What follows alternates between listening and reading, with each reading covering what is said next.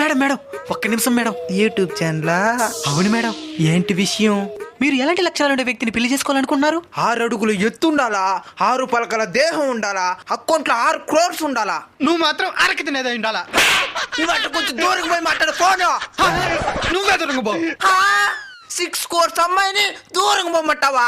Madam ఆయనతో మనకి ఎందుకు మేడం? పెళ్లి అయిన తర్వాత మీ అత్త మామల్ని మీరు ఏ విధంగా చూసుకుంటారు? అత్తమామలు ఏం చూసుకునేది? పెళ్ళైన మరుక్షణం వాళ్ళు వృద్ధాశ్రమంలో ఉండాలా. నువ్వు ఆఫ్రికాలో ఉండాలా.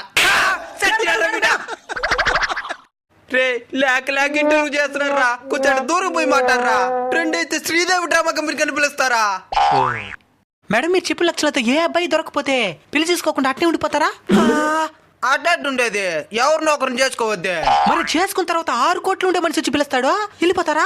అంతే, ఇంక ముగ్గురు పని.